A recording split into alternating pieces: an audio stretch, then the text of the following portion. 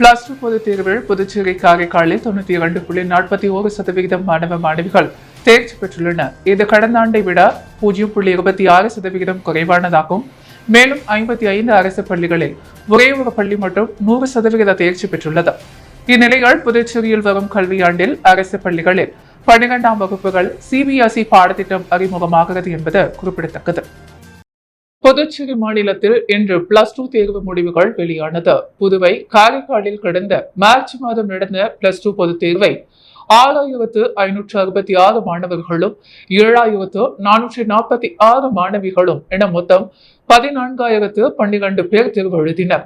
இதில் புதுவை அரசு தனியார் பள்ளிகளைச் சேர்ந்த 5867 மாணவர்கள் 7081 மாணவிகள் தேர்ச்சி பெற்றுள்ளனர். புதுவையில் உள்ள அரசு பள்ளி மாணவர்களில் 86.39%, காரைக்காலில் 81.65% மாணவர்கள் தேர்ச்சி பெற்றுள்ளனர். இதன் மொத்த சதவிகிதம் 85.35 ஆகும். இது கடந்த ஆண்டை விட 0.58% அதிகம். புதுவை காரைக்காலில் அரசு மற்றும் தனியார் பள்ளிகளில் 155 உள்ளன. இதில் 55 பள்ளிகள் 100% தேர்ச்சி பெற்றுள்ளன. புதுவையில் 51 பள்ளிகள் 100% தேர்ச்சி பெற்றுள்ளன. காரைக்காலில் 4 பள்ளிகள் 100% தேர்ச்சி பெற்றுள்ளன. புதுவை காரைக்காலில் மொத்தம் உள்ள அரசு பள்ளிகள் 55 புள்ளி. இதில் மடுக்கரை அரசு மேல்நிலைப் பள்ளி மட்டுமே 100% தேர்ச்சி பெற்றுள்ளது. புதுச்சேரி காரைக்காலில் அரசு மற்றும் தனியார் பள்ளிகளில் 100க்கு 100 மதிப்பெண்களை 526 பேர் பெற்றுள்ளனர். கணினி அறிவியல் 165 பேரும், பிரெஞ்சு மொழி பாடத்தில் 135 பேரும், வணிகவியலில் 81 பேரும், கணிப்பொறி பயன்பாட்டில் 69 பேரும், பொருளியலில் 22 பேரும், கணிதத்தில் 20 பேரும், கணக்கு பதிவியலில் 15 பேரும், இயற்பியலில் 9 பேரும், உயிரியலில் 4 பேரும், வேதியியலில் 3 பேரும், விலங்கியல், வணிகம், கணிதம், மனிதவியல் தலா ஒருவரும் 100% மதிப்பெண் பெற்றுள்ளனர்.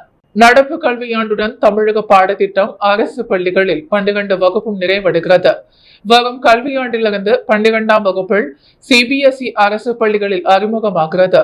அவ்வழி தேர்வுகள் நடக்க உள்ளது குறிப்பிடத்தக்கது.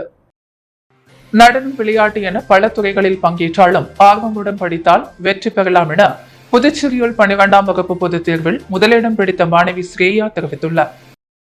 புதுச்சேரியில் 12ஆம் வகுப்பு பொதுத் தேர்வு முடிவுகள் இன்று வெளியானது. இதில் க்ளூனி பள்ளியைச் சேர்ந்த மாணவி ஸ்ரேயா 597 மதிப்பெண்கள் பெற்று மாநில அளவில் முதலிடம் பிடித்து சாதனை படைத்துள்ளார். இவரது பெற்றோர்கள் மதன்ராஜ், தீபா, பேராசிரியர்கள் மேலும் பள்ளி நிர்வாகத்தின் சார்பில் மாணவிக்கு சால்வி அணிவித்து வாழ்த்து தெரிவிக்கப்பட்டது.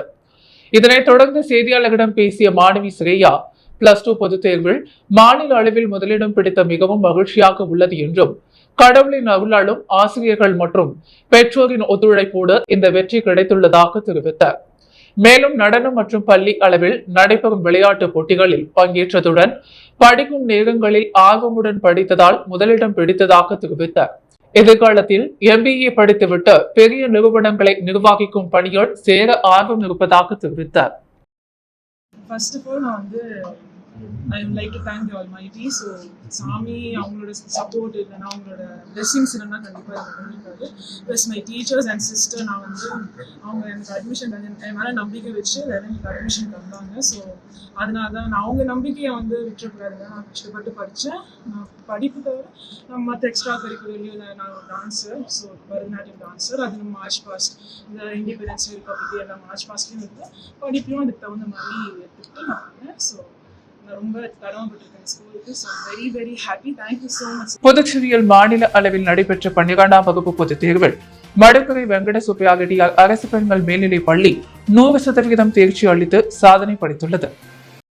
புதுச்சேரி மாநிலத்தில் 2023-24 கல்வியாண்டில் நடைபெற்ற 12ஆம் பொதுத் தேர்வில் நெட்டப்பாக்கம் தொகுதி மடுக்கரை கிராமத்தில் உள்ள வெங்கட சுப்பையா அரசு பெண்கள் மேல்நிலைப் பள்ளி மாணவிகள் மாநில அளவில் 100% தேர்ச்சி பெற்று சாதனை படைத்துள்ளனர். மேலும் பள்ளியில் 2 பிரிவுகளைச் சேர்ந்த மொத்தம் 78 மாணவிகள் தேர்வு எழுதியுள்ளனர். இதில் தேர்வு எழுதிய அனைத்து மாணவிகளும் தேர்ச்சி பெற்று இப்பள்ளிக்கு 100% தேர்ச்சியினை பெற்று தந்துள்ளனர். இதில் பள்ளி அளவில் முதல் மாணவியாக நித்யா 552 மதிப்பெண்கள் பெற்றுள்ளார். இரண்டாவதாக மாணவி பிரீத்தி 523, மூன்றாவது மாணவி ஹேமாஸ்ரீ 517 மதிப்பெண்களும் பெற்றுள்ளனர்.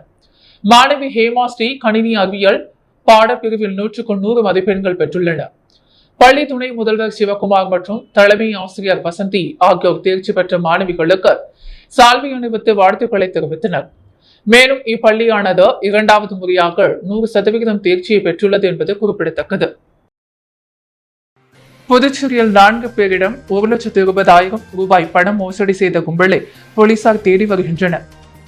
புதுச்சேரியை சேர்ந்தவர் செங்கேணி அம்மாள். இவர் பம்பர் பரிசு தொடர்பான விளம்பரத்தை பார்த்து அதிலிருந்து மொபைல் எண்ணை தொடர்பு கொண்டு பேசினார். அதில் பேசிய நபர், உங்கள் எண்ணுக்கு 7,40,000 பரிசு விழுந்துள்ளது, அந்த தொகையை டிபாசிட் செய்வதற்கு முன் பணம் கட்ட வேண்டும் என கூறினார். அதை நம்பி அவர் 15,000 அனுப்பி ஏமாந்தார். புதுச்சேரியைச் சேர்ந்த முகமது அலி என்பவரின் பெயரில் போலியான ஃபேஸ்புக்கை மர்ம நபர்கள் தூக்கி அவரது நண்பர் பணம் கேட்டது போல தகவல் அனுப்பினார். அதை நம்பி அவர் 55,000 அனுப்பி ஏமாந்தார். அதே போன்று சரண் என்பவர் இன்ஸ்டாகிராம் மூலம் மொபைல் போன் வாங்க 27,000 ரூபாய் அனுப்பி ஆர்டர் செய்தார். மொபைல் போன் வராததால் ஏமாந்தார்.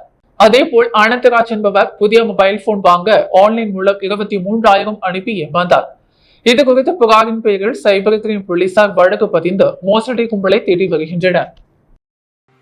12ஆம் வகுப்பு பொதுத் தேர்வில் மாநில அளவில் 2ஆம் இடம் பிடித்த மாணவியை பிரசிடென்சி பள்ளியின் தாளாளர் கிறிஸ்துராஜ் பூங்கொத்து கொடுத்து சால்வை அணிவித்தும் வாழ்த்து தெரிவித்தார்.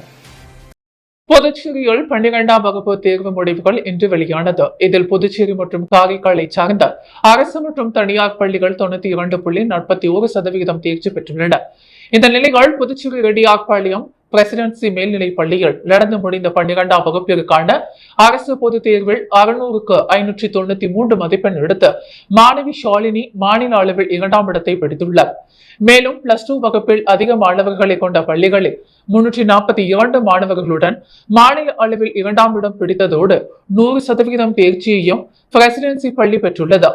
இந்த நிலையில் மாநில அளவில் 2ஆம் இடம் பிடித்த மாணவி ஷாலினியை பள்ளியின் தாளாளர் கிறிஸ்துராஜ் மற்றும் பள்ளியின் முதல்வர் ஜெயந்தி ராணி ஆகியோர் மாணவிக்கு சால்வை அணித்தும் பூங்கொத்துக்கள் கொடுத்தும் வாழ்த்துக்களை தெரிவித்தனர். இந்நிகழ்ச்சியில் பள்ளி ஆசிரியர்கள், மாணவ மாணவிகள், பெற்றோர்கள் என அனைவரும் திரளாக கலந்து கொண்டனர். புதுவையில் கலாச்சார சீரழிவை ஏற்படுத்தும் ரெஸ்டோ பார்களின் உரிமைகளை ரத்து செய்த மூட வேண்டும் என ஆர்எல்பி பேரவையின் மாநில இளைஞரணி அமைப்பாளர் ரவிவர்மன் கோரிக்கை விடுத்துள்ளார். புதுச்சேரியில் கடந்த சில மாதங்களாக ரெஸ்டோ பார்கள் அதிகரித்து வருகிறது. இரவு நேரங்களில் பொதுமக்கள் வீதியில் நடமாட முடியவில்லை, வெளியில் வர அச்சப்படுகிறார்கள். அது மட்டுமின்றி புதுச்சேரி வரும் சுற்றுலா பயணிகள் இரவு நேரங்களில் குடித்துவிட்டு வாகனங்களை அதிவேகத்தில் ஓட்டுவதால் விபத்து ஏற்படுகிறது. கடந்த சில மாதங்களாக போதைப்பொருள் பழக்கம் புதுச்சேரியில் அதிகரித்து அதன் மூலம் பாலியல் துன்புறுத்தலும் பல கொலைகளும் நடந்தேறி வருகிறது. இந்த போதைப்பொருள் அனைத்தும் ரெஸ்டோ பார்களில் விநியோகம் செய்வது குறிப்பிடத்தக்கது. இரவு நேரங்களில் 10 மணிக்கு மேல் எந்த கடைகளும் இயக்கக்கூடாது என்று காவல்துறையினர் எச்சரித்து வருகின்றனர். ஆனால் ரெஸ்டோ பார்கள் மட்டும் இரவு முழுவதும் இயங்குகிறது. அதை கட்டும் காணாமல் காவல்துறை அமைதி காப்பது ஏன்? ஏழை நடுத்தர மக்களுக்கு பயன்படும் ரேஷன் கடைகள் மூடப்பட்டு விட்டது. ஆனால் மக்களுக்கு கேடு விளைவிக்கும் ரெஸ்டோ பார்களுக்கு மட்டும் அனுமதி வழங்கியது எந்த விதத்தில் நியாயம்? இது போன்ற பல கேள்விகள் பொதுமக்களிடையே எழுப்பி வருகிறது. இந்தியாவிலேயே புதுச்சேரியில் மட்டும்தான் ரேஷன் கடைகள் மூடப்பட்டுள்ளது. ஆகவே புதுவை அரசு புதுச்சேரியில் உள்ள அனைத்து ரேஷன் கடைகளும் உடனே திறந்து செயல்பாட்டுக்கு கொண்டு வர நடவடிக்கை எடுக்க வேண்டும் என்று கலாச்சார சீரழிவை ஏற்படுத்தும் ரெஸ்டோ பார்களின் உரிமைகளை உடனே ரத்து செய்ய மூட வேண்டும். இல்லை என்றால் ஆர்எல்வி பேரவையின் நிறுவன தலைவர் ஆர்எல்வியின் அனுமதி பெற்று பொதுமக்கள் திரட்டி போராட்டத்தில் ஈடுபடுவோம் என்று ஆர்எல்வி பேரவையின் மாநில இளைஞரணி அமைப்பாளர் என்ற முறையில் அரசுக்கு தெரிவித்துக் கொள்வதாக மாநில இளைஞரணி அமைப்பாளர் ரவி வர்மன் தெரிவித்துள்ளார்.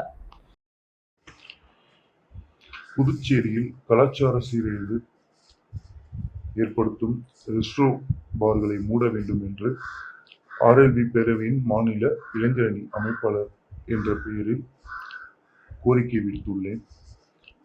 புதுச்சேரியில் கடந்த சில மாதங்களாக ரெஸ்டோ பார்கள் அதிகரித்து வருகின்றன. இரவு நேரங்களில் பொதுமக்கள் வீதியில் நடமாட முடியவில்லை, வெளியே வர அச்சப்படுகிறார்கள். அது மட்டுமின்றி புதுச்சேரிக்கு வரும் சுற்றுலா பயணிகள் இரவு நேரங்களில் குடித்துவிட்டு அதிவேகமாக வாகனம் ஓட்டுதல் விளைவாக அதிக விபத்துகள் ஏற்படுகிறது. புதுச்சேரியில் தொடர்ந்து ஆல்பா மேல்நிலைப் பள்ளி 100% தேர்ச்சி பெற்று வரும் நிலையில் பள்ளியில் முதல் மதிப்பெண் எடுத்த மாணவிகளை பள்ளியின் தாளாளர் தனத்தியாக பூங்கொத்து கொடுத்து வாழ்த்தினர். புதுச்சேரியில் 12ஆம் வகுப்பு தேர்வு முடிவுகள் இன்று வெளியானது. இதில் 55 அரசு மற்றும் தனியார் பள்ளிகள் 100% தேர்ச்சியை பெற்றுள்ளது. இந்த வகையில் புதுச்சேரி பேருந்து நிலையம் பின்புறம் உள்ள ஆல்பா மேல்நிலைப் பள்ளி தொடர்ந்து 12ஆம் வகுப்பு தேர்வில் 100% தேர்ச்சி பெற்று வருகிறது. இந்த வருட தேர்வில் பள்ளியில் முதலிடம் பிடித்த மாணவிகளை பள்ளியின் தாளாளர் தனத்யாகு சால்வி அணிவித்தும் பூங்கொத்து கொடுத்தும் வாழ்த்துக்களை தெரிவித்தார். இந்நிகழ்ச்சியில் ஆசிரியர்கள், மாணவர்கள், பெற்றோர்கள் என திரளாக கலந்து கொண்டனர். அய்யனார் நகரில் உள்ள வெள்ளந்தாங்கி அய்யனார் கோவிலில் அன்னதானம் திட்டத்தை உருளையன்பேட்டை சட்டமன்ற உறுப்பினர் நேரு தொடங்கி வைத்தார். உருளையன்பேட்டை தொகுதிக்குட்பட்ட அய்யனார் நகரில் உள்ள வெள்ளந்தாங்கி அய்யனார் கோவிலில் அன்னதான திட்டம் புதிதாக அமைக்கப்பட்டது. அதனை உருளையன்பேட்டை சட்டமன்ற உறுப்பினர் நேரு திறந்து வைத்து பூஜை செய்து அன்னதானத்தை திட்டத்தை தொடங்கி வைத்தார். இந்நிகழ்ச்சியில் தலைவர் மணி, துணைத் தலைவர் சுந்தர்ராஜ், செயலாளர் லேகா வல்லவன், பொருளாளர் குமரேசன், உறுப்பினர் முருகன் மற்றும் அறங்காவலர் குழுவினர், கோவில் நிர்வாகிகள் கலந்து கொண்டனர். புதுவையின் அன்றாட நிகழ்வுகளை காண பாண்டி ஹெட்லைன்ஸ் யூடியூப் சேனலை சப்ஸ்கிரைப் பண்ணுங்க.